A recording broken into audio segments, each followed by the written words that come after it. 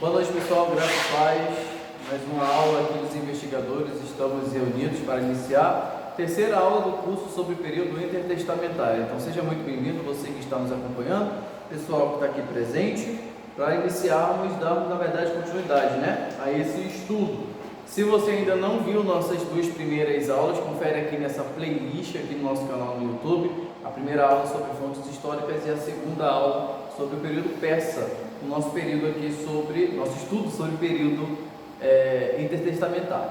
Bom, na semana passada nós estudamos o período persa, discutimos o capítulo 2 da nossa apostila, que você pode adquirir a partir do nosso Instagram. Você pode acessar o link aqui embaixo, nos mandar uma mensagem no direct e pedir para nós enviarmos para você a nossa apostila para você estar acompanhando o nosso estudo. Hoje nós vamos dar continuidade, vamos estudar um período muito importante dentro desse grande período que nós estamos estudando, que é o período da dominação grega. E aqui representado pela imagem do leopardo com 4 cabeças e 4 asas, que a gente vai falar mais à frente no nosso estudo o porquê dessa representação na imagem. Para aqueles que já assistiram nossa aula sobre profecias de Daniel, já está familiarizado com essa imagem e com o seu significado. Bom? Então nós vamos iniciar capítulo 3 da apostila, página 11. Vamos falar sobre o período grego. Como eu falei para vocês, essa é a terceira aula, então estamos na metade do curso. Faltam 3 aulas, depois dessa, que são os períodos Macabeu, Romano e depois os Herodes, para iniciarmos então para finalizarmos o estudo desse período.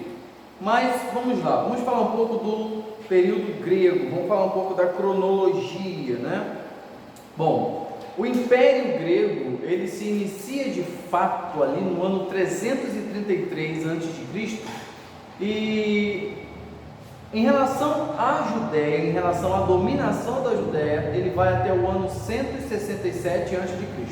Então, o que a gente está se referindo aqui é o período de dominação grega na Judéia, que vai até o ano 167 a.C. Não significa que o Império Grego acabou ali. Na verdade, o Império Grego ele vai subsistir em partes, depois da morte de Alexandre. Mas ele inicia em 333 com a conquista de Alexandre da Babilônia, que era a capital do Império Medo-Persa. Então, em relação à dominação na Judéia, a gente tem 166 anos de dominação grega ou de descendência grega na Judéia. Esse império ele atinge o seu ápice na conquista da Babilônia, que era a capital do Império Persa, como eu falei para vocês, no ano de 222 a.C.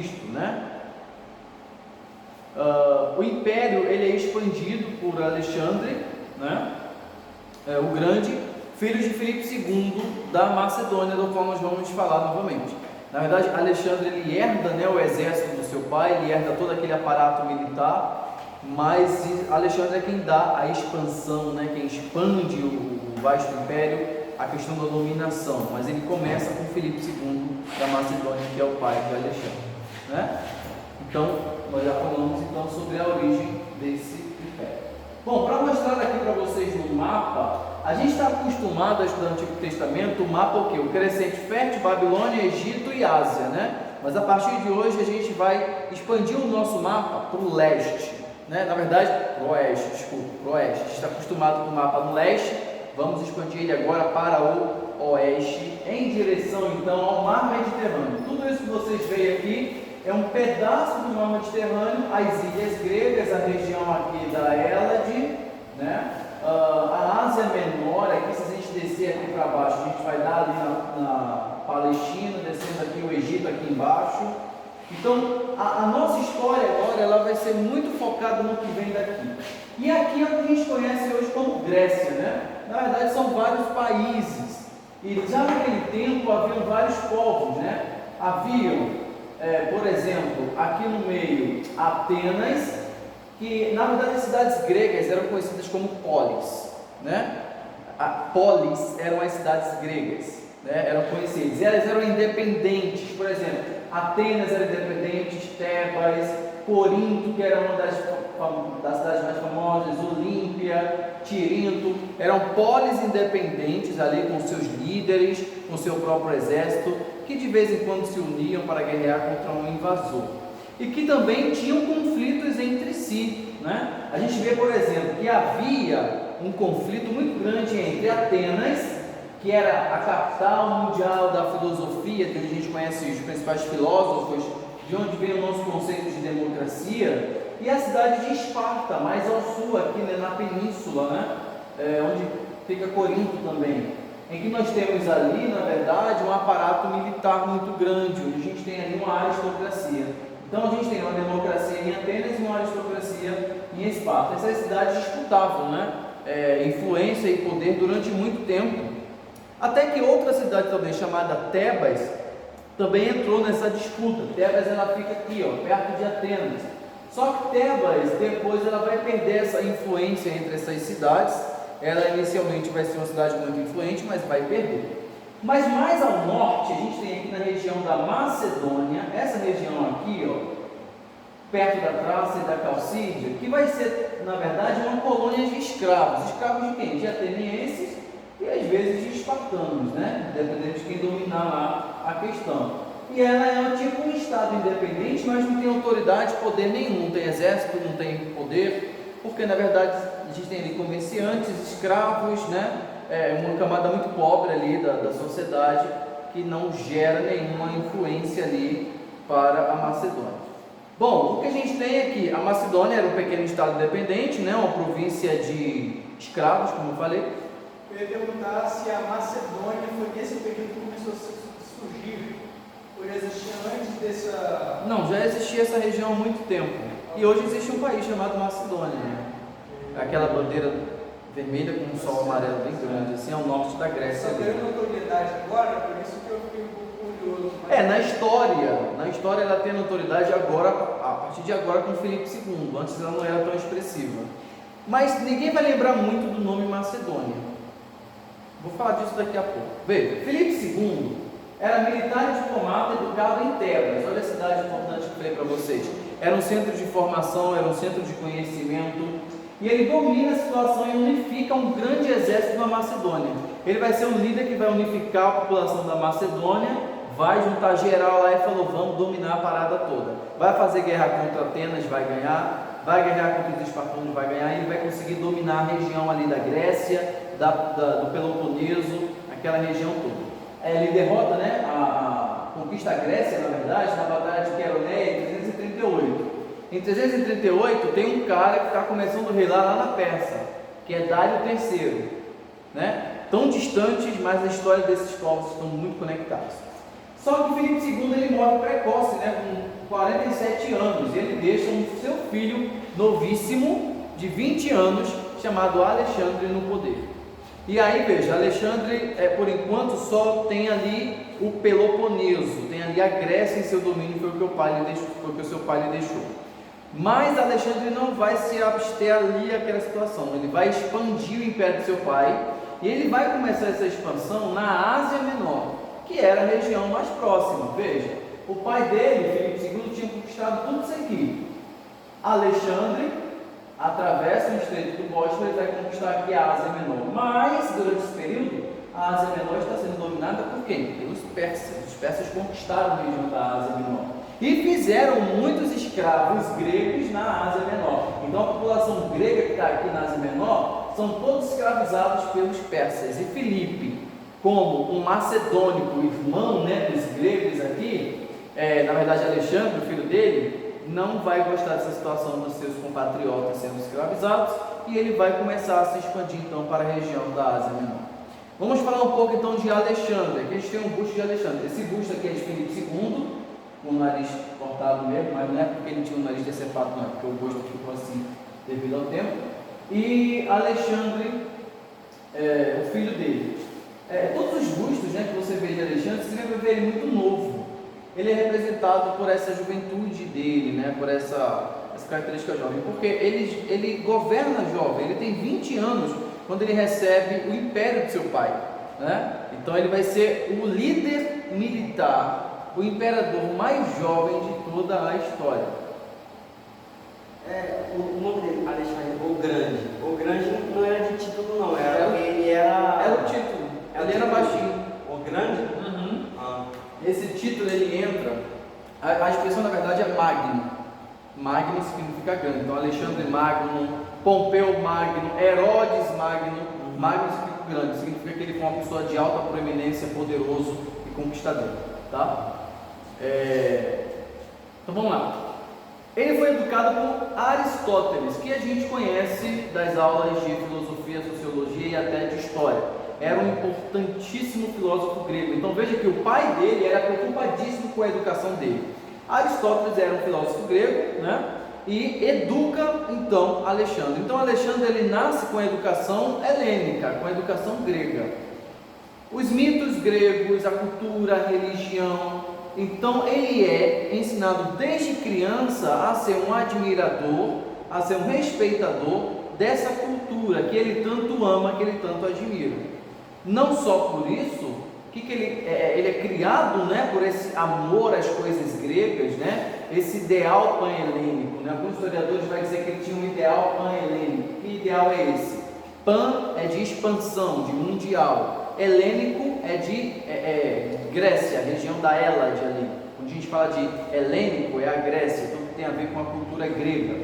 Ele tem um amor, e esse amor vai fazer com que ele expanda sua cultura, seu conhecimento, sua forma de ser por todas as nações que ele dominar. Então ele avança inicialmente, como eu falei para vocês, para a libertação dos gregos na Ásia Menor, que estavam sob o jugo persa. E na batalha contra Dário III, em 333, ele vence então os persas e torna-se então o Império de Alexandre o maior império do mundo. Mas vamos lá, ele vence os persas, automaticamente a posse dos persas passa para quem agora? Para as mãos de Alexandre. Egito, Palestina, Arábia e as regiões ali que todos os persas conquistaram agora pertencem a Alexandre. É óbvio que ele tem que afirmar o seu poder nesses lugares. Ele não vai fazer assim: ganhei Dário, agora a Babilônia é minha e todo o império é meu, eu vou ficar aqui descansando. Não, ele vai ter que ir parte por parte para dominar, para conhecer o que conquistou e para afirmar o seu poder. Tá? Então ele inicia a expansão do seu império no ano de 333, após derrotar o maior império do mundo. Inicia-se então aqui o Império Macedônico, ou o Império Grego-Macedônio, ou o Império Grego, como for que você queira chamar, né? Como eu falei para vocês, né? A Macedônia ela tinha pouca fama, tanto é que se você perguntar para alguém, você já ouviu falar do Império Macedônio? Muitas pessoas vão dizer que não, mas se você falar Império Grego, elas vão lembrar de Alexandre. Porque embora Alexandre fosse macedônico, originado da Macedônia, ele sempre vai ser lembrado como um imperador do Império Grego, tanto por sua cultura grega ali da cidade de Atenas, de Tebas, né, mas por ele levar também esse ideal. Bom, aqui a gente tem só para mostrar para vocês um tetradracma de Alexandre. Tetradracma era uma moeda de prata, né? Lembra das dracmas lá na época de Cristo? Tem, né, a dracma perdida. Então isso aqui é uma moeda de prata, o busto de Alexandre frontal e uma imagem dele aqui atrás. Vocês conseguem reconhecer quem é essa figura aqui atrás? Na imagem? O frontal é Alexandre. E aqui atrás? Não, aqui não. O pai dele? Não. Ele está com uma águia, um pássaro? Ele tem uma águia. A águia é símbolo de que Deus? Aristóteles? É do Egito? Pessoal Não, que- é romano. Pessoal que joga God of War aí, Rafael. Vamos lá, Rafael. Que Deus é esse aqui? Apolo? Não. Aí eu não sei. Zeus, gente, o principal deus do Olimpo. Olha só a imagem dele aqui. Zeus, a águia de Zeus. Olha aqui, ó. Cadê raio? Zeus, né? Ele não está com raio, mas está com a águia dele aqui. Ele tem Então a veja águia. aqui, o que significa essa imagem? O que significa essa imagem? De um lado Alexandre, de um lado Zeus. O que ele está querendo dizer? Ele acreditava na divindade e que a divindade dava prosperidade ou sustentava as coisas. Não só isso, mas que ele era a personificação da própria divindade.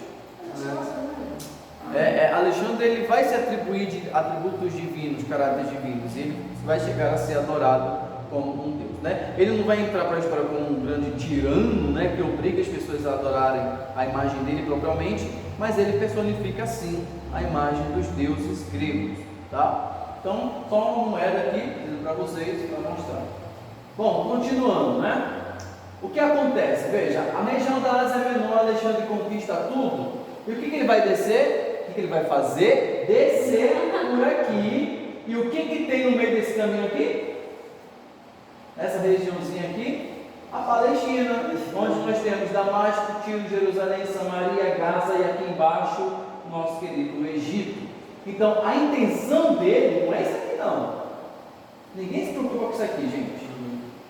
Isso aqui se preocupa, mas entre aspas. A verdadeira intenção é isso aqui, Egito. Isso aqui é verdade o caminho. Então, como é a única estrada para lá, eu tenho que dominá-la, eu tenho que conquistá-la. Então, Alexandre ele desce por aqui e vai conquistando. Veja, as cidades da Fenícia se rendem, menos Tiro. Tiro é a única cidade da Fenícia que não se rende a Alexandre, e por isso Alexandre destrói a cidade após 7 meses de ciclo. Ele conquista o Egito em 332. E essa conquista, na verdade, não foi bem uma conquista. Ele foi lá e foi bem aceito, recebido, teve festão. O pessoal adorou a chegada de Alexandre, porque os egípcios não aguentavam mais os persas. Questão de impostos, questão de julgo. Então Alexandre ele vai ser aclamado no Egito como verdadeiro faraó. Então ele vai chegar lá, os egípcios vão estar de braços abertos para Alexandre o Grande, né? Ele conquista também a Palestina. Vou falar de como foi a recepção dele em Jerusalém, né? Joséfo, né, na Antiguidade Judaica, no livro 11, ele diz que através de um relato, né, esse relato de Joséfo aí a gente desconfia muito dele porque tem um pouquinho de enfeite, né, nesse relato, mas ele afirma de fato que Alexandre ficou surpreendido com os judeus em Jerusalém, afirmando que era o cumprimento de uma visão, né? Os judeus lá, quando souberam que Alexandre estava chegando, se vestiram todo mundo de branco, foram ao encontro dele, saudaram ele, a presença dele, deram bem-vindos a eles à cidade de Jerusalém. Alexandre ficou admirado com aquilo e falou: não, continuem do jeito que vocês estão, vocês são lindos, maravilhosos, eu só vou dominar aqui, mas vocês vão ter toda a liberdade de culto, de que vocês quiserem fazer. Então, continuem sendo judeus, vocês são lindos, eu amo vocês. É isso que o José diz que Alexandre, a reação dele quando ele foi na Judeia. E de fato, os judeus continuaram tendo liberdade de culto, liberdade política, de ir e vir durante o domínio de Alexandre. Alexandre não vai fazer nada contra os judeus, tá? Parece até estranho da gente falar assim: caraca, chegou alguém aí que não fez nada de mal com os judeus, que deixou eles permanecerem lá. É até estranho isso na história, né? Algo de errado não está certo. Pois é, algo de errado não está certo, né? Está muito bom para ser verdade. Então os judeus eles se rendem pacificamente, né? Eles são mantidos com os mesmos privilégios persas. Os mesmos privilégios que os persas tinham dado aos judeus, Alexandre mantém, né? Mas se vocês perguntam, e o ideal pan-helênico? E o helenismo de Alexandre? E a questão da adoração aos deuses? Veja, Alexandre não tinha que obrigar ninguém a ser um grego, a se converter a ser grego. Ele fazia isso de uma forma com que não houvesse saída de você se tornar um cidadão do Império de Alexandre. De que forma? É simples, veja. Ninguém aqui precisa ser cidadão norte-americano, por exemplo, para falar inglês. O mundo que a gente vive nos obriga a aprender tal língua, a saber o comportamento de determinados países, a adotar certos costumes. Então toda circunstância mundial nos molda os cidadãos que nós somos. Alexandre ele faz isso. Ele faz com que todo o sistema no império dele faça com que as pessoas se sintam atraídas ao modo grego de ser, ao modo grego de viver. Então, Alexandre, rapidinho, não bota a espada no pescoço de ninguém e obriga as pessoas a adorarem seus deuses ou a adotar os seus costumes. Não, são as pessoas que livremente se entregam a essa forma helênica de ser. Porque também era um maior império, né? Então tinha meio que mas nenhum outro império exigia que seus subordinados adotassem suas práticas. Por exemplo, Nabucodonosor levou todo mundo para a Babilônia e falou: continuem sendo do jeito que vocês são. Né? O Império Persa também, continuem sendo do jeito que vocês são. Alexandre não. Quero converter todo mundo para ser que nem eu. Eu quero vocês bonitinhos, vestidos de branco, né? da forma como um grego ele deve ser. A gente vai falar mais sobre esse estilo de vida lá. Mas, como é que vocês acham que os judeus vão se comportar diante disso tudo? Será que vão aceitar de bom grado essa conversão ao ser grego? Ou será que vão resistir? Oi? A grande maioria sim. Vamos ver o que vai. Quando o Império muda todas as coisas para um novo método de vida, você não tem a opção de rejeitar. Se você rejeitar, você vai estar indo de contra, né, a todo o sistema. Você é nadar contra a maré, né? Ou você vive solitário, sem usar o sistema, ou você usa e se entrega logo. Mas como é que isso se encaixa na lei de Deus? Essa é a questão, né? Vamos lá. Bom, Samaria, vamos lembrar de Samaria, né? A gente está aqui, ó, Jerusalém, Samaria aqui em cima. E Samaria vai se render a Alexandre?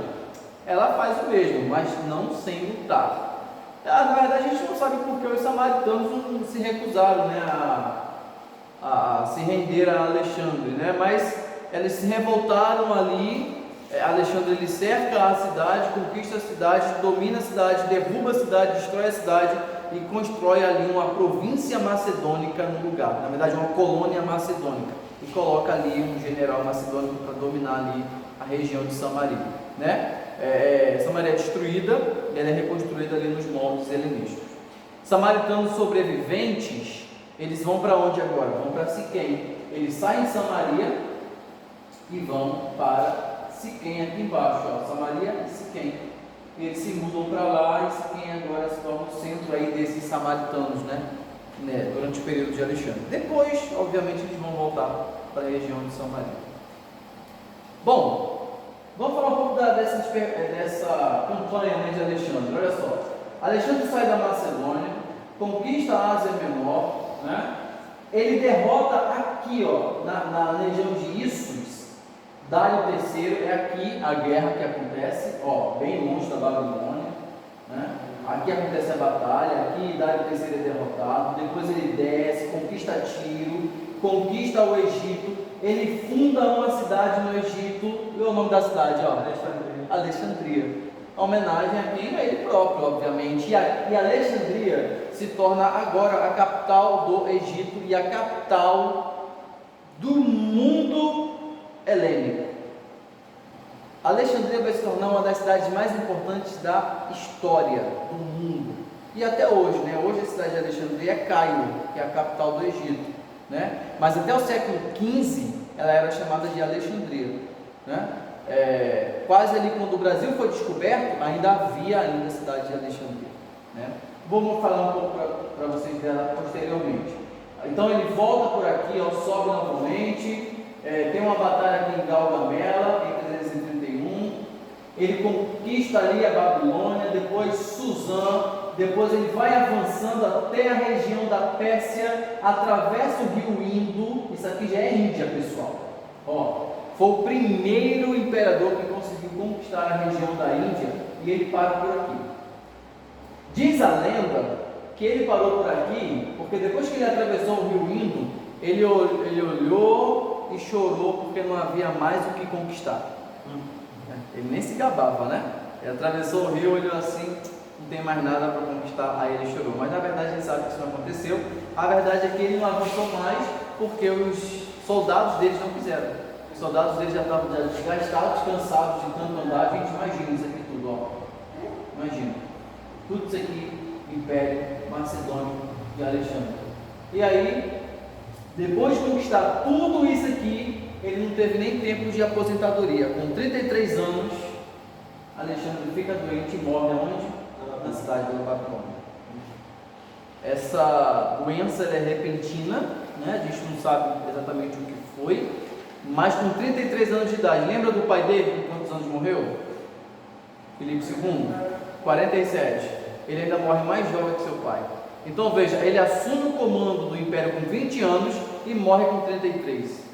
13 anos de reinado. Em 13 anos ele conquista todo mundo conhecido. Praticamente todo mundo conhecido, só não conquistou a Roma, né?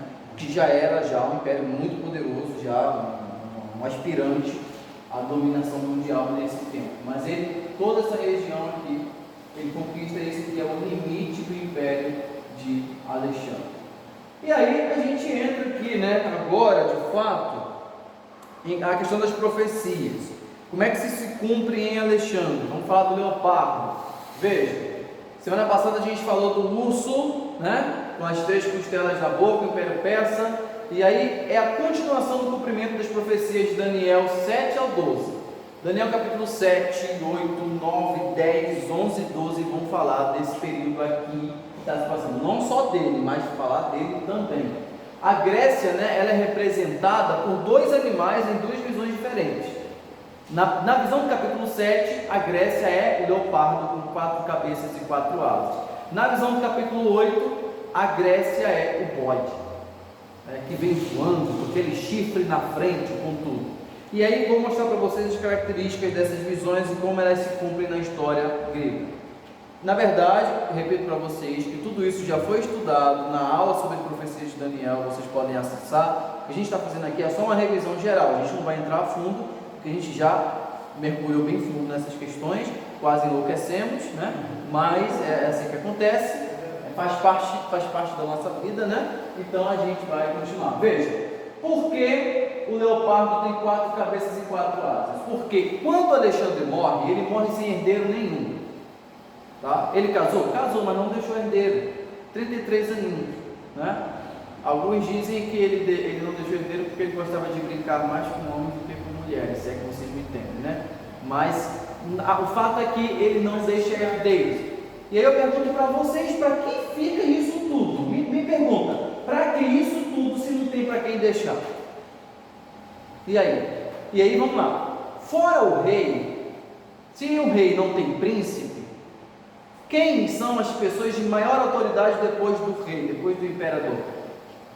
Pode ser um governador, Governadores, mais generais. Por que generais? Porque, gente, para ter poder, tem que comandar o exército. Quem é o chefe do exército?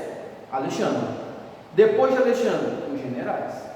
E aí, Alexandre não só tem um exército, na verdade é um exército unificado, sim, mas ele tem vários exércitos em várias partes do mundo. Ele tem um exército aqui na região da Macedônia, outro exército no Egito, outro exército aqui na Ásia Menor, outro exército na Pérsia. Então, são o que os romanos vão chamar de legiões, sabe? O que é uma legião? Uma legião era um grupo de soldados de aproximadamente 5.000 até 7.000 homens, né? Eram as legios, né? As legiões romanas, né? Alexandre tinha também suas camadas ali, e ele tinha 5 grandes generais. 5, exatamente. Esses 5 grandes generais vão brigar entre si e vão dividir o império de Alexandre em 5 partes. Ué, não faz sentido, né? Por que o leopardo tem 4 cabeças e não 5? É porque um desses generais não vai durar muito tempo. Ele não vai ser proeminente, né? Veja, eu vou falar desse general antes da gente passar para o próximo slide. O que acontece é que um desses generais, né, ele não vai ser proeminente, vai ser derrotado por outro que vai tomar toda a sua posse. Então vão ficar 4 grandes generais herdeiros de Alexandre. Esses generais vão fundar suas próprias dinastias, seus próprios reinos. Eles vão ter cada um seu pedaço de terra e vão governar. Mas vamos lembrar aqui, eles são gregos, não são? Uhum. Sim, eles são gregos, têm a cultura helênica, tem o ideal de Alexandre, então vai continuar o mesmo império grego, mas dividido ali em 4 partes, entendeu? Comandado por 4 pessoas diferentes. Então, as 4 asas representam a rapidez na conquista, mas também fazem alusão aos 4 generais. Rapidez na conquista, gente, porque vamos lembrar, isso aqui só levou 13 anos para ser conquistado, tá? Então por isso que um leopardo precisa de asa para ser rápido? Não, a gente sabe que o leopardo é um dos animais mais rápidos que existe. Agora imagina um leopardo com asa. É que nem barata voadora, não é? Desnecessário, barata voadora. Barata já é rápida, precisa voar ainda por cima. Então, é tipo essa imagem, é rapidez. E o bode, lá no capítulo 8, quando Daniel tem a visão, que simboliza a vitória de Alexandre contra o Império Medo-Persa. O cordeiro, né, tem 2 chifres, os medos e os persas, e o bode ele tem uma ponta grande na frente. Quem é essa ponta grande? É Alexandre o Grande, que domina o Império Medo-Persa e conquista. Daniel capítulo 8 vai dizer lá que a ponta notável do bode foi quebrada.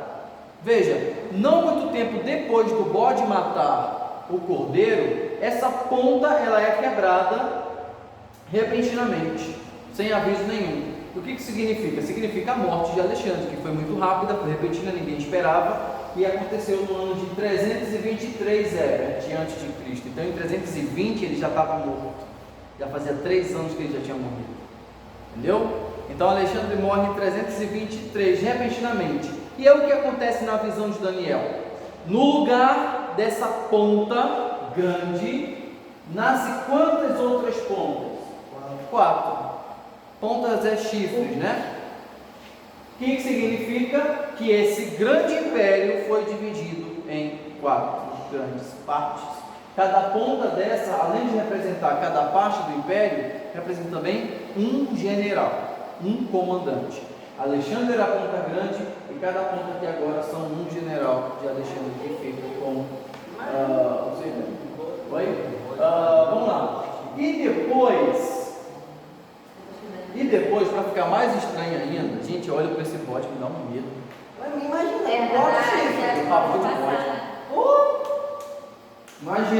Imagina tu entrar na igreja e não pode ser. Não, imagina. Ah, igreja, velho. Imagina tu vê algum lugar, tu vê A visão fica mais esquisita ainda.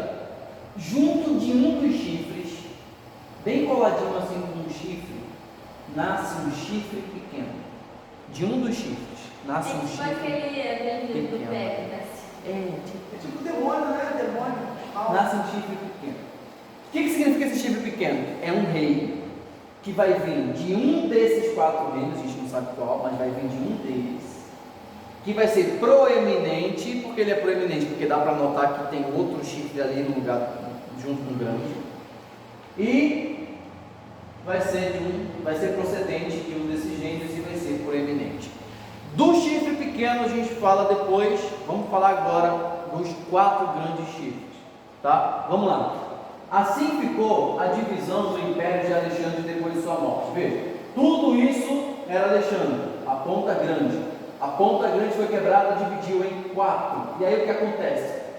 Cassandro, um dos generais de Alexandre, fica com a região aqui, ó, da Grécia, pequenininha, né? Antígono conquista a região da Macedônia. Antígono, na verdade, tinha ficado só com a Macedônia.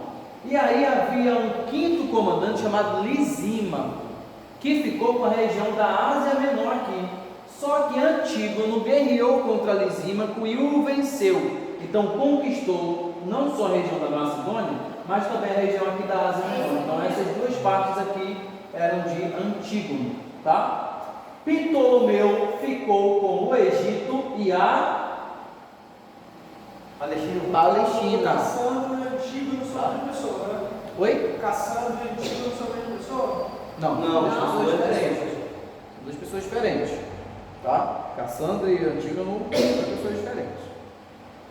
E aí, fica com a região da Palestina e o Egito. Gente, todo mundo queria ficar com o Egito. Todo mundo. Porque o Egito é riqueza, é prosperidade, é luxo. E além do Egito ainda, ele fica com a Palestina. O que tem na Palestina?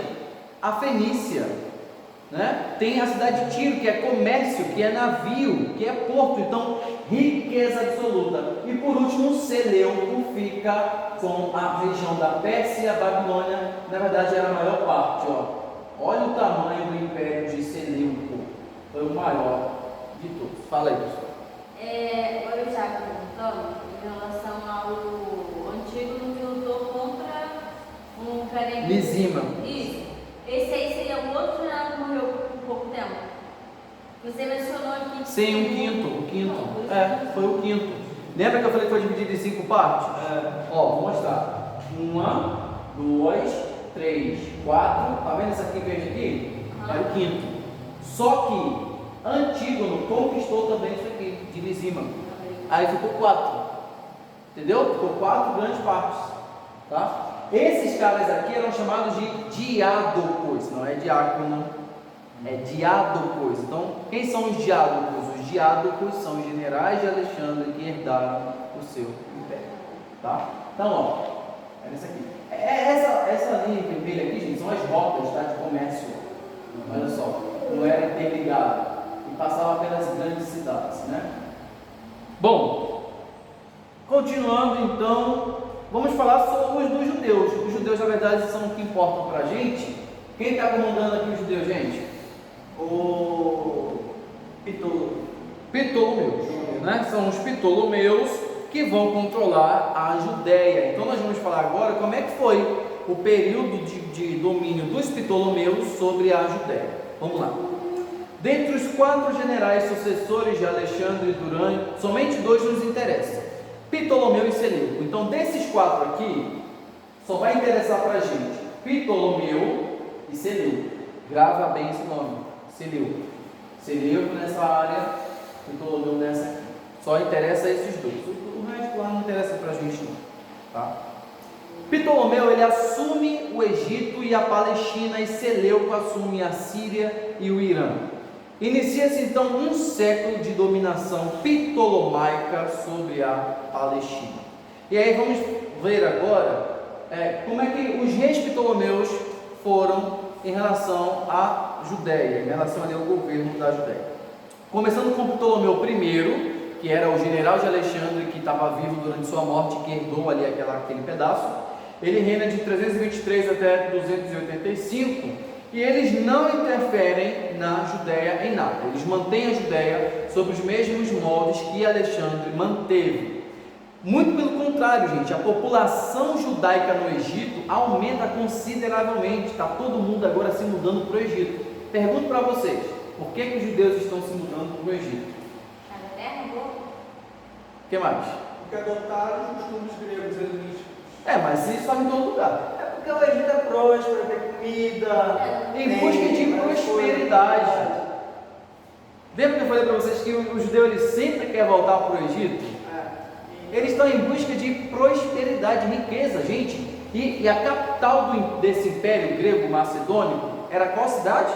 Alexandria. E ficava onde? No Egito. Aqui, ó. Eles vão para lá. Vão para lá, todo mundo para lá. Entendeu?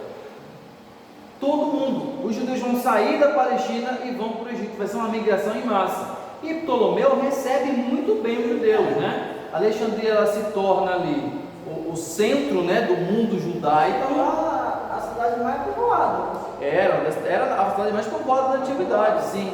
E haviam mais judeus nessa época, haviam mais judeus espalhados pelo mundo do que judeus em Judá. Estima-se que somente 5% da população judaica mundial morava em Judá. 95% dos judeus estavam espalhados. Foram só os judeus que foram para lá, né? Os samaritanos ficavam lá. Não foram para lá. Não, houve migração de todos os povos. O que interessa para a gente aqui são os judeus. Tá? Obviamente, todo mundo queria ir para Alexandria, mas Pode-se dizer que boa parte daqueles que rejeitaram o sistema helenístico e que lutaram, como por exemplo os macabeus, é se dizer que foram esses que ficaram e que, sabe, não quiseram saber disso. sim. Tipo os samaritanos também. Sim, mas também tinham os helenistas que também ficaram na Judéia. Vou falar por que depois. Tá? E aí eles vão para Alexandria e o que eles fazem? Adotam o grego como língua. Quem fala aramaico vai ter que aprender grego. E quem nascer lá vai ter a sorte de já nascer falando 2 línguas, né? Como os pais em casa aprendem o aramaico, na rua, no comércio, aprende o grego. É um total esquecimento do que houve há uns 200 anos atrás. Exatamente. Total esquecimento. E aí o que acontece é que os judeus eles se tornam agora cidadãos desse grande império macedônico. Eles falam grego, têm os costumes gregos, a roupa muda, a moeda muda, costumes mudam, né?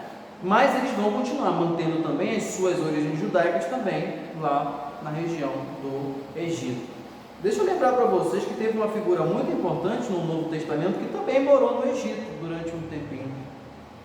Lembra o que foi? Jesus. Jesus morou no Egito, possivelmente em Alexandria, tá? A infância de Jesus foi no Egito, os primeiros anos da infância de Jesus foi no Egito, né? A gente acha que quando a gente estuda lá, Jesus fugiu para o Egito com Maria, passou 1 noite, 2 noites, 3 noites lá e depois voltou. Não, foram anos. José teve emprego no Egito, né? Ficaram lá e só depois, quando Herodes morre, é que eles retornam e vão lá para Nazaré. Foi um bom tempo lá no Egito. Bom, Ptolomeu II, ele reina de 285 até 247, ele continua a política do seu pai, e na época dele aumenta mais ainda a migração dos judeus para o Egito. Ele organiza, na sua época, uma biblioteca chamada Biblioteca de Alexandria. Gente, a Biblioteca de Alexandria era a maior biblioteca do mundo antigo. Tinha de tudo. Todos os manuscritos antigos tinha na Biblioteca de Alexandria. Será que ainda hoje, num lugar assim, existe alguma biblioteca com esses estudos? Deve ter, né? Como é que é? Hoje em dia, vamos dizer, na mesma localização, possa haver biblioteca. Não, essa biblioteca foi destruída. Não, existe a biblioteca de Cairo. É claro, todo lugar tem biblioteca. Toda grande cidade tem biblioteca. Tipo, possa haver um local que ainda armazena estudos sobre isso. Tipo, um local específico. Claro. E aí, gente, foi durante o reinado desse cara aqui, Ptolomeu II, que aconteceu um evento muito importante para a gente. A Septuaginta. O que é isso, pessoal? A Tanakh? Não, a Tanakh já existia, mas o que é a Septuaginta? A formulação do hebraico para o grego. Não é formulação, não, é tradução. Tradução é uma coisa, Não é. No V. Seu ponto de vista não prova que você está correto, só prova que é seu ponto de Eu vista. pensei em tradução quando eu falei formulação. Vamos lá. Tradução. Agora eu pergunto para vocês, por que traduziram a Tanakh para o grego? Para que foram fazer isso? Posso dizer que para ficar mais fácil, se tiver pregação ou coisa, para o pessoal poder entender só no idioma. Exatamente. Ninguém falava mais hebraico, gente. Não é? Ninguém, o hebraico estava se perdendo. Estava se perdendo. E o que acontece? Tem que traduzir para essa linguagem que o povo está falando. E havia alguma restrição na lei que proibia a tradução da lei? Não. Muito pelo contrário. Né? O objetivo da lei era que ela se expandisse. Diferente do Alcorão. Vocês sabiam que o Alcorão não pode ser traduzido? Ele tem que ser em árabe? O Alcorão é o livro sagrado dos islâmicos, dos muçulmanos. Aí ele é árabe, ele tem que ser em árabe. Tá? Ele não pode ser traduzido, diferente da Tanakh, que foi traduzida para o grego. É chamada de Septuaginta, gente, diz a lenda, porque ou durou 70 anos ou envolveu 70 tradutores. A gente não sabe se isso é fato ou se é fake, mais provável que seja fake, tá? Mas é chamado também de tradução dos 70. Então a Bíblia que a gente tem hoje, ela vem daqui da Septuaginta, tá? Segundo John Bright, e aí eu cito, né? Eu cito muito, na aula passada eu citei ele muito, hoje eu vou citar e vou continuar citando muito, para vocês que têm interesse em um livro completo sobre a história de Israel, recomendo o livro do John Bright, História de Israel, publicado pela Paulus, né?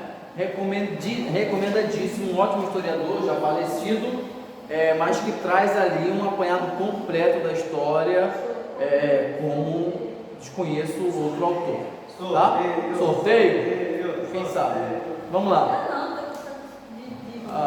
Quem sabe, né? Vamos lá, vamos ver o que o John Bright fala sobre a tradução da Septuaginta. Olha só, abre aspas. A tradução levou muitos anos para ser feita. A existência das escrituras em grego representava um tremendo desenvolvimento, não só abrindo novos horizontes de comunicação entre os judeus e os gentios, como também preparando o caminho para um impacto maior do pensamento grego sobre a mentalidade judaica. Então serviu para duas coisas: serviu para os judeus influenciarem os gregos e para os gregos influenciarem os judeus.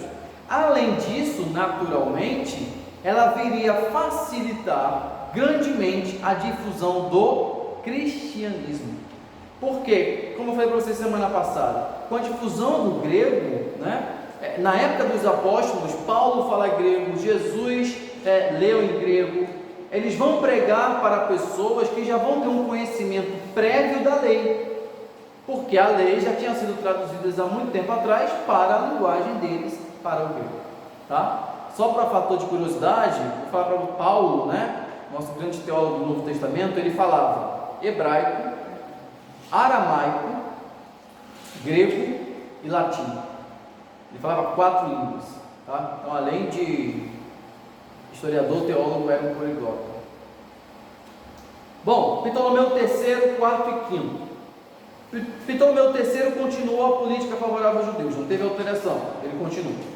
Ptolomeu IV enfrentou Antíoco III, rei Seleucida, na região de Ráfia, e perdeu a batalha. O que vai acontecer durante o reinado de Ptolomeu IV? Lembra dos Seleucos, que ficou com a parte da Média, da Pérsia e do Irã. Os Seleucos agora estão querendo a Palestina. Vou voltar aqui para mostrar para vocês.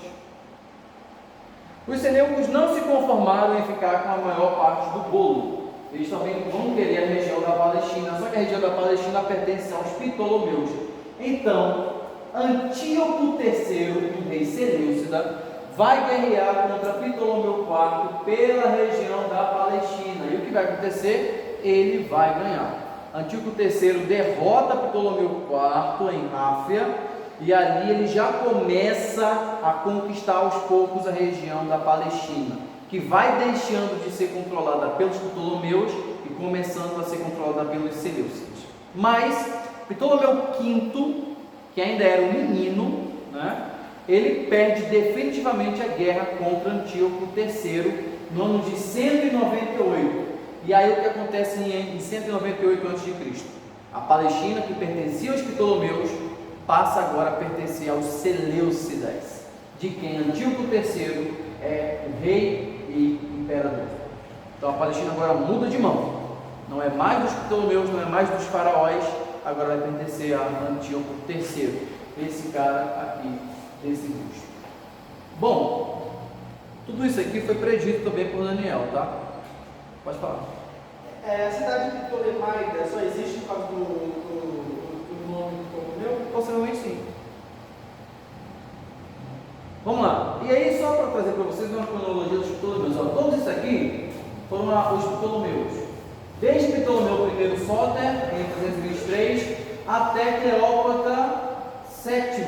Essa Cleópatra VII aqui é a nossa Cleópatra mesmo, que a gente conhece aí do livro de história de Júlio César, Marco Antônio.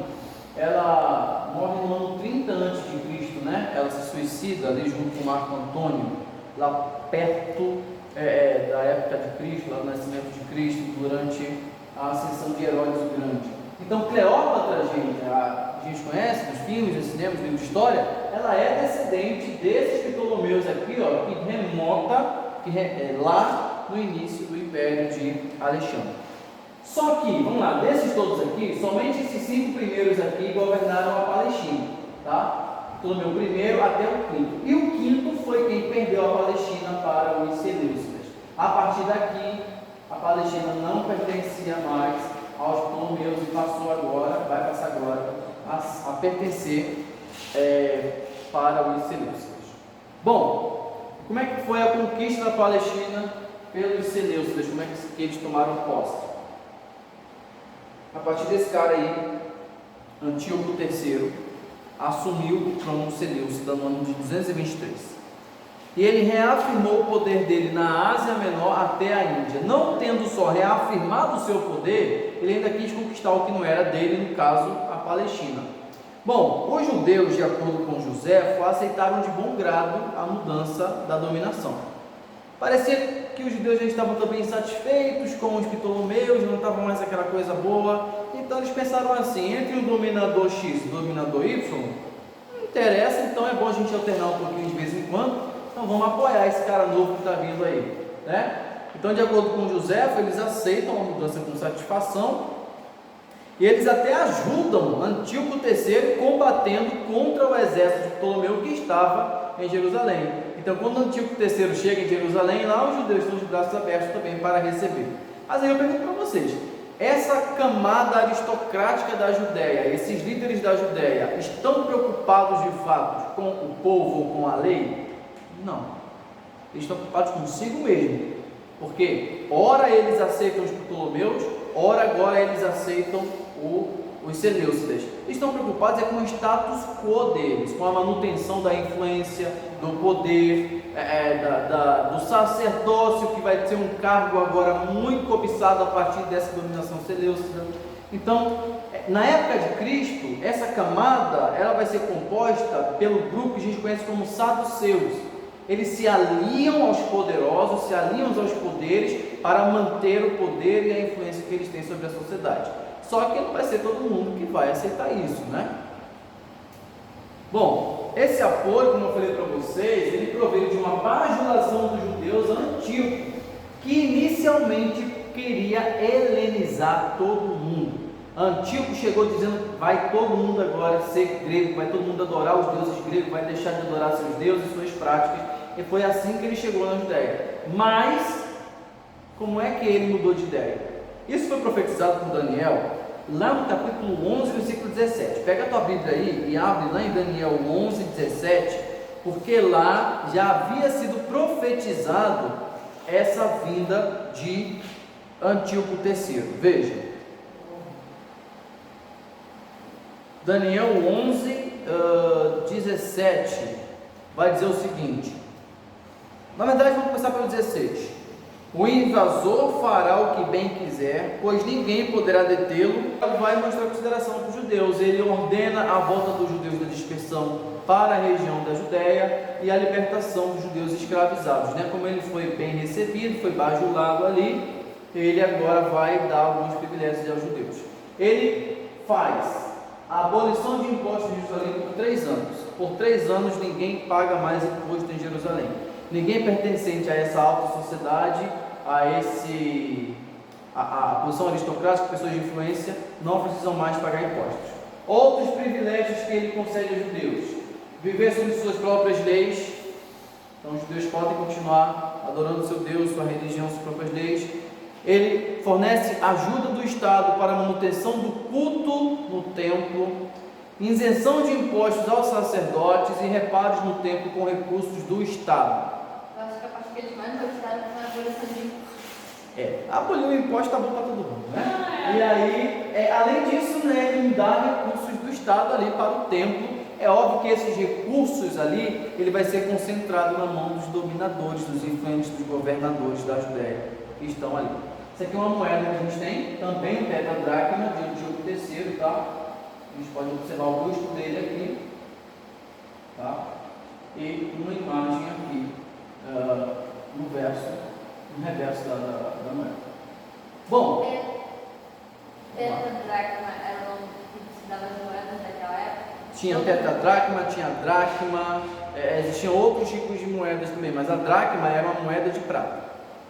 Então, cada um tinha uma definição, né? Tinha um valor, tinha um valor. Eles não tinham valores numéricos como a gente tem hoje, 1 centavo, 20 centavos.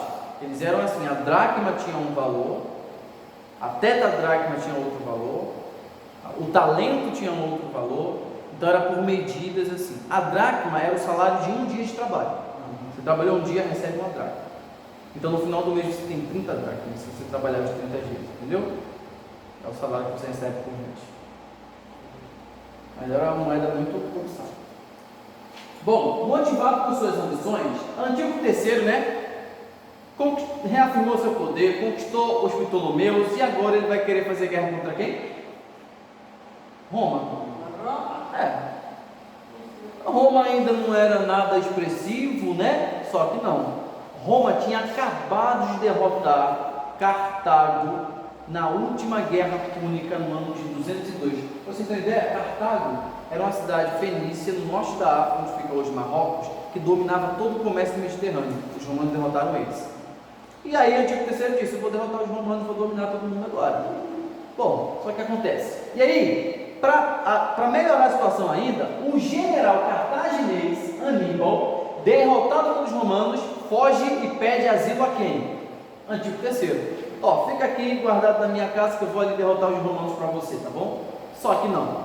Ele enfrenta os romanos na Ásia Menor quando ele avança contra a Grécia.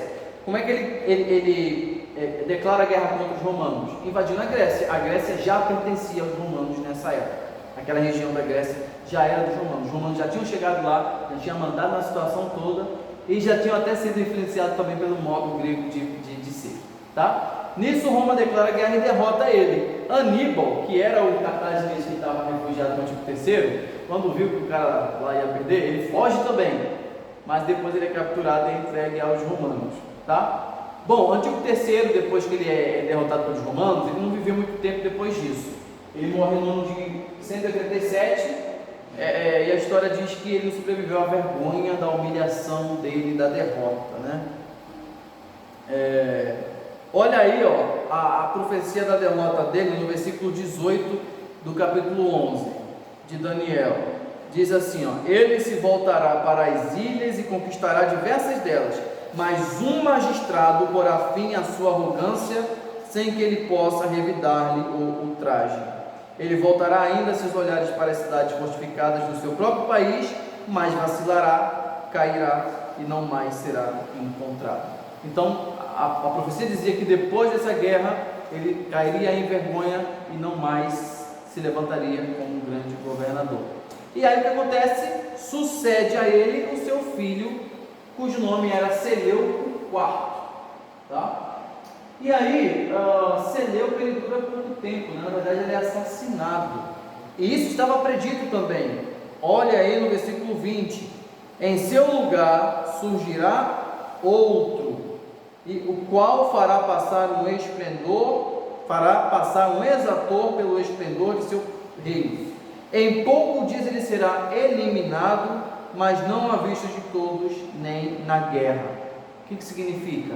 Que ele é eliminado nem em guerra e nem em público. Como é que vocês imaginam que ele morreu? Assassinado quando ninguém viu. Envenenado. Seleuco IV durou pouquíssimo tempo, foi envenenado. E aí quem tem que reinar? O filho dele, né? É óbvio, cujo nome é Demétrio, né? Demétrio tem que reinar. Só que Demétrio não reina. Seleuco IV tinha um irmão. Na verdade, tinha um irmão chamado Antíoco IV. É o nome dele. Antíoco IV por quê? Porque o pai de Seleuco era Antíoco III, né? Aí Antíoco III teve dois filhos, Seleuco IV e Antíoco IV. Seleuco morre, quem tem que reinar é o seu filho legítimo, só que Antíoco IV não deixa. Ele assassina Demétrio, filho de Seleuco, e reina em seu lugar. Ou seja, ele não é um herdeiro legítimo, ele toma o poder pela força, por meio de artimanha, por meio de manobras. E isso também já estava profetizado. Olha o versículo 18 ao 21. Na verdade, olha só, versículo 21.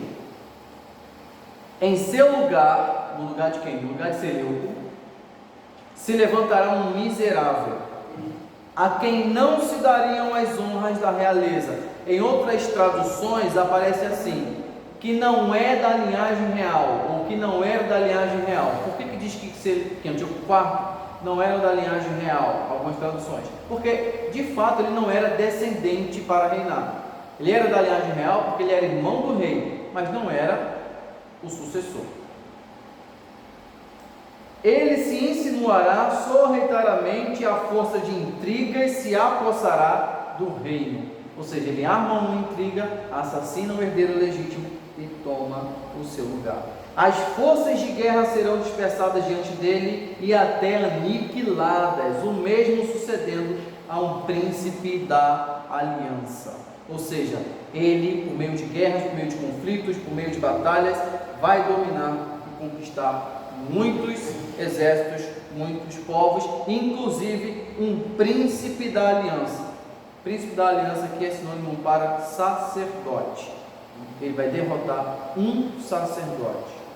Bom, quem é esse cara? A gente vai falar dele? daqui a pouquinho.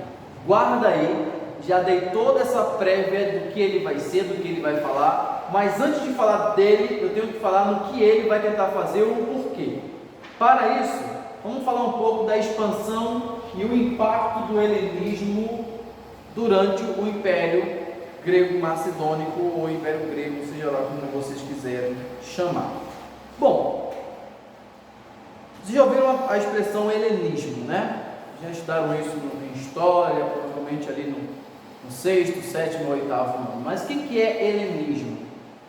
Helenismo é o fenômeno da expansão da cultura helênica pelo mundo, né? A partir do Império de Alexandre. Alexandre ele vai ser esse imperador com um ideal pan-helênico. Ele quer levar o helenismo, a forma de ser, o modo grego de ser para o mundo, influenciar todo mundo.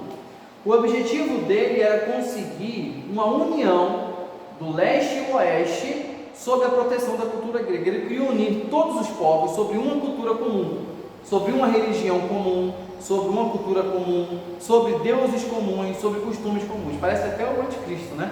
Ele quer unir o mundo sobre a sua forma de ser. É isso que nós chamamos de helenismo, esse ideal de expansão da cultura grega que não termina com Alexandre, continua com os diálogos, continua com os reis e continua com o Império Romano. Por que a gente chama o Império Romano de Império Greco-Romano? Porque apesar dos romanos terem dominado os gregos militarmente, os gregos dominaram os romanos culturalmente. Então, os romanos, depois do encontro com os gregos, não são mais os mesmos romanos. Eles são romanos na cidadania, mas são gregos no costume. Os deuses romanos são os deuses dos gregos com nomes diferentes. Os costumes romanos são os costumes gregos. Oi? Esses são bem parecidos. São muito parecidos, sim. Antigamente era o contrário, que era Roma que influenciou Grécia. Não. Olha, Foi a Grécia que influenciou. isso é uma cobra ou é uma corda que está aí? É uma cobra. Isso aqui faz parte de um mito grego. Eu esqueci esse mito, eu já li várias vezes, mas eu esqueci. Eu posso semana que vem te falar. Tem um livro lá da mitologia que tem esse vídeo, eu te mostro lá. É só uma imagem para representar a cultura grega mesmo, tá? Então o objetivo dele era expandir, né? Desculpa, tá? Você quer copiar aí alguma coisa? Te dou 2 segundos, 1, 2, pronto. Ele abriga os gregos em terras estrangeiras e arranja casamentos. Como é que ele faz isso, gente? O império é grande, não tem grego em todo lugar. Então o que ele faz? Vai saindo e doando terras, cidades, reinos para gregos. E junta pessoas não gregas com pessoas gregas casando ali, e a partir desse casamento vão nascer pessoas ali que já têm essa cultura grega. Embora a unidade política não tivesse durado muito, né? Alexandre reinou por 13 anos, depois ele morreu. Os estados que sucederam a Alexandre foram governados por homens que tinham o mesmo ideal de Alexandre. Então eu tenho o meu ideal, mas eu não reinei muito tempo. Mas o importante é que eu deixei no meu lugar pessoas com o mesmo ideal que eu, com os mesmos objetivos que eu. A maioria deles, né? Nem todos. Vamos ver que os Ptolomeus deixaram lá as pessoas viverem do seu modo, mas os Seleucidas queriam influenciar todo mundo e obrigar todo mundo a seguir os costumes gregos, né? Nisso tudo, como eu falei para vocês, o grego se torna a língua mundial, fundação de cidades como Antioquia e Alexandria. A Antioquia lá da Fenícia, né? A Antioquia da Fenícia, como a gente tem lá, né, no Novo Testamento, onde Paulo vai, onde Pedro, ela é fundada nesse período grego por Alexandre. E a cidade de Alexandria também, como eu falei para vocês, no Egito. Alexandria se torna um centro cultural do mundo helênico. No século III surgiram sábios como Zenão, Epicuro, Aristóteles e Arquimênides, que foram grandes filósofos gregos ali. E durante essa época houve grandes produções de obras científicas, filosóficas e históricas, né? Grandes historiadores surgem nesse tempo, né? Que nos influenciam até hoje. Então, algumas imagens aqui para vocês. Esse aqui é uma imagem da Biblioteca de Alexandria, tá? Pessoal, para ficar melhor para vocês enxergarem, Isso aqui é a biblioteca de Alexandria, uma ilustração de como era. Isso aqui é o farol de Alexandria, construído por Alexandre, que ficava, né, no porto da cidade e podia ser visto a quilômetros e quilômetros de distância. Tá? Uma tocha que ficava acesa e marcava ali o início do Egito, ali, esse farol. Aqui é uma representação, né, digital de como seria esse farol e como seria a cidade de Alexandria na época. Veja que a construção são nos moldes gregos, né, apesar de ser no Egito. O início da construção dele foi no ano 280, ele só foi destruído no ano 1480. Olha quanto tempo dura um farol de Alexandria, século 3 a.C. até o século 15 depois de Cristo. E o motivo da destruição foi um terremoto. Houve um grande terremoto no Egito, especificamente na Alexandria, nesse ano aqui, 1480, e destruiu esse farol. Tá? Ou seja, gente, 20 anos antes do Brasil ser descoberto por Pedro Álvares Cabral, o farol de Alexandria foi destruído. Tá? Bom, se engana quem acha que esse ideal helênico, que esse ideal de Alexandre terminou com o Império Grego-Macedônico. Até hoje nossa vida ela é influenciada sim pela cultura grega, pela cultura helênica, de todas as formas. Como por exemplo, nós conhecemos os mitos greco-romanos, conhecemos a história dos deuses, damos nomes a nossos filhos de deuses romanos, nomes de empresas como Nike, que é Nike, como nomes de heróis são influenciados por essa cultura. Então nós temos não só também na religião, mas também nos esportes. Isso aqui é uma representação em vaso de uma das celebrações religiosas mais importantes da cultura grega, chamada de Olimpíadas, né? Que eram as Olimpíadas? Eram nada mais nada menos do que uma celebração a Zeus, né? Onde ali os gregos praticavam esportes nus, tá?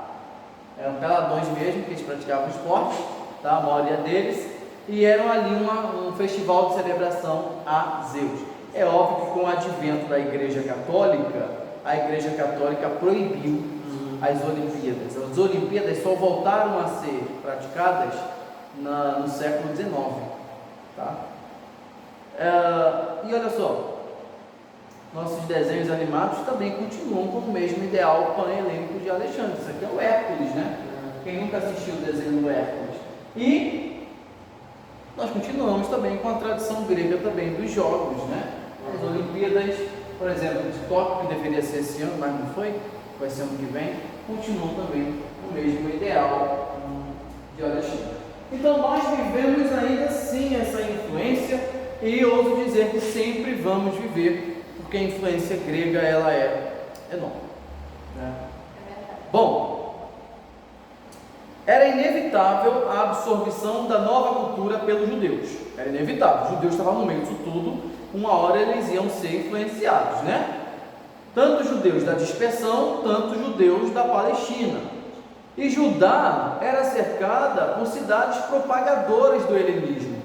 Judá estava ali no meio e ao redor delas cidades que eram polis gregas praticamente, né? Por volta do século III já se nota a influência do pensamento grego nos judeus. Haja visto, pessoal, que os livros apócrifos que nós estudamos na primeira aula desse curso foram escritos durante esse período. E foram escritos em que língua? Grego. E por isso não fazem parte da Tanakh judaica e nem do nosso Antigo Testamento, né?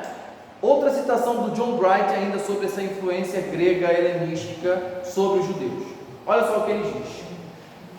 Embora os judeus tradicionais não se deixassem levar por isso, ou seja, por esse helenismo, a qualquer compromisso de ordem religiosa, haviam outros judeus que estavam totalmente corrompidos por ela, muitos dos quais, na verdade, tornavam-se tão ávidos da cultura grega que chegavam a achar as suas leis e costumes nativos um estofo.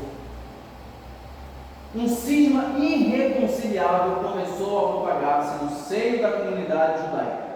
Combinando com uma série de circunstâncias, esse cisma contribuiu para colocar os judeus, quando terminou o período do Antigo Testamento, diante da mais grave emergência de toda a sua história, desde a calamidade do ano de 586 a.C., quando foram derrotados pelos babilônios.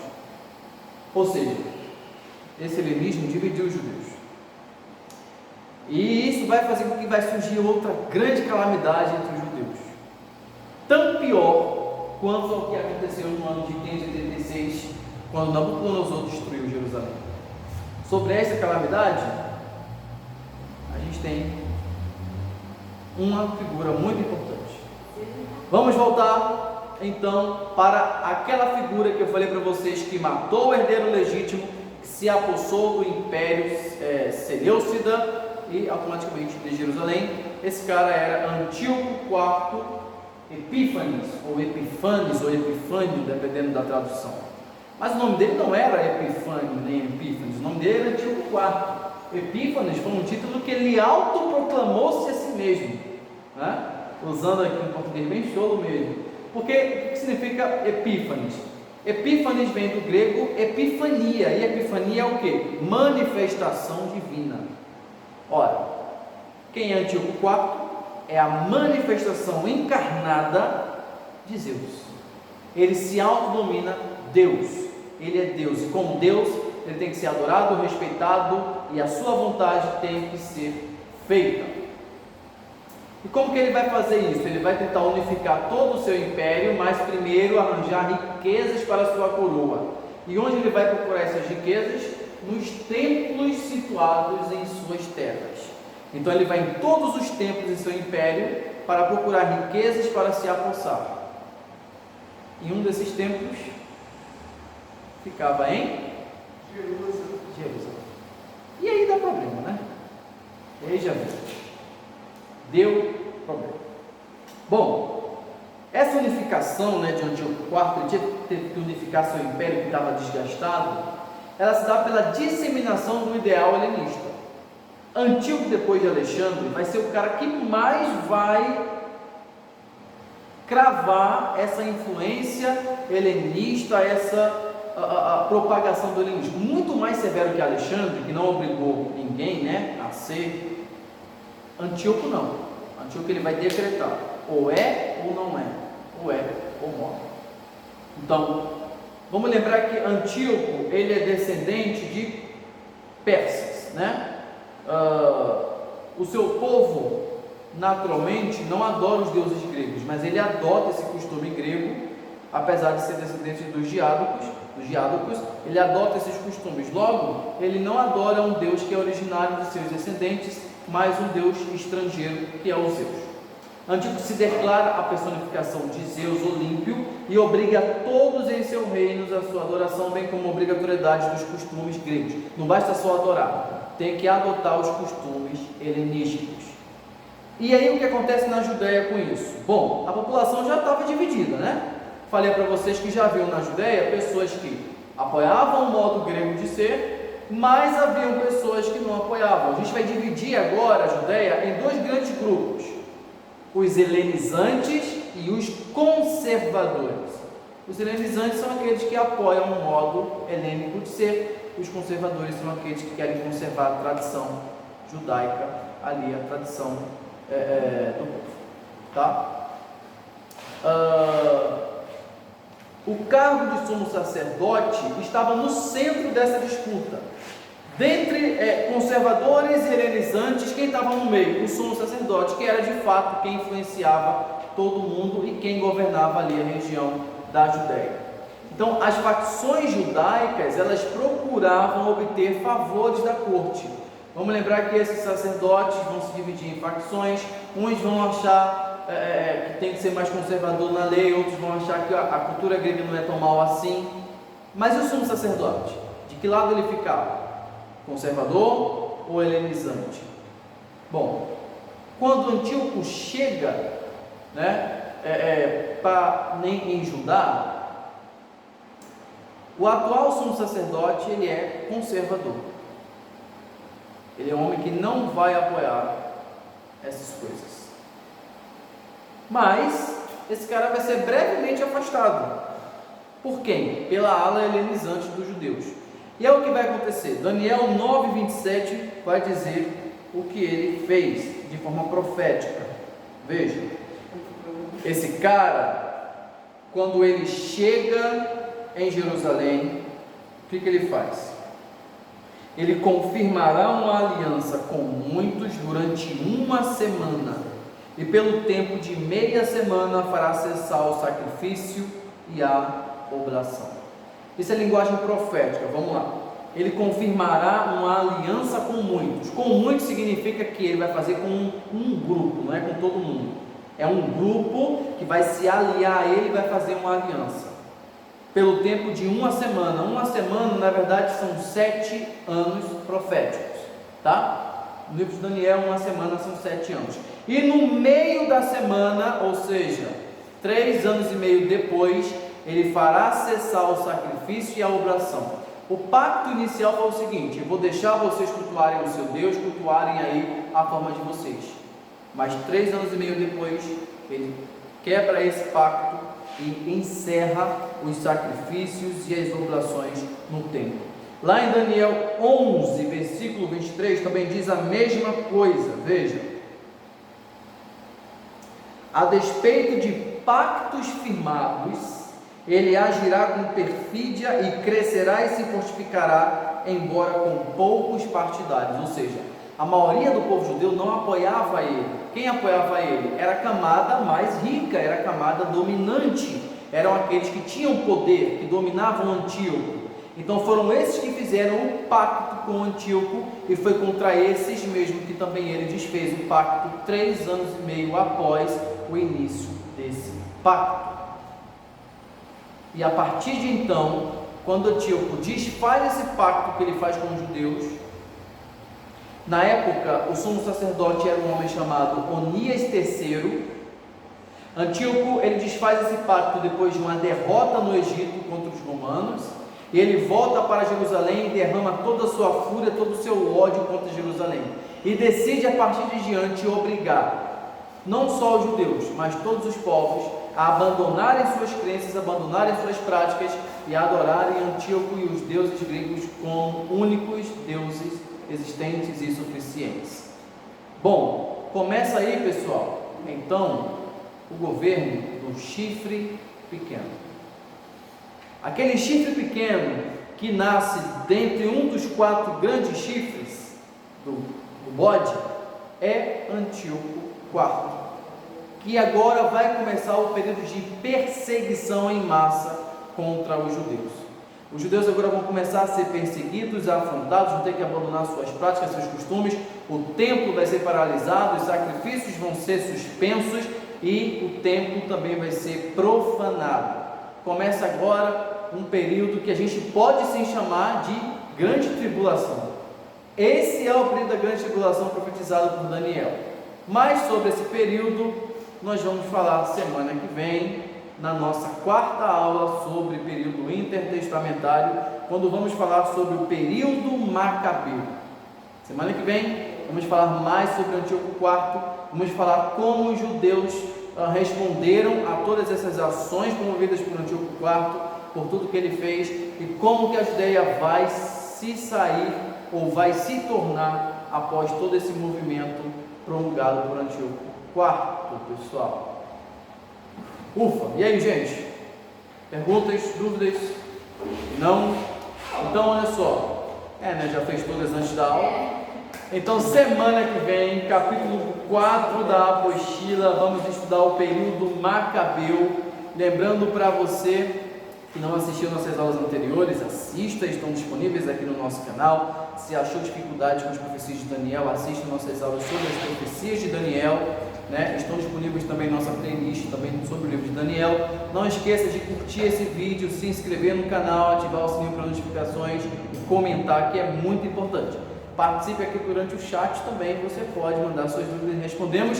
E temos nossa página no Instagram, onde você pode também nos seguir e acompanhar nossas lives que fazemos por lá e nossos anúncios, ok? Então nós vamos nos despedir com oração e nos vemos na semana que vem em mais uma aula dos investigadores da Bíblia. Senhor Deus, nós queremos te louvar e te agradecer por mais essa oportunidade que o Senhor nos concede, estarmos aqui, estudarmos mais de Tua Palavra e conhecermos mais de Ti. Perdoa nossos pecados, nossas ofensas, continua abençoando a nós e esse projeto que possa alcançar o máximo de pessoas possíveis para o crescimento e expansão do Teu reino. Fica conosco em nome de Cristo Jesus. Amém.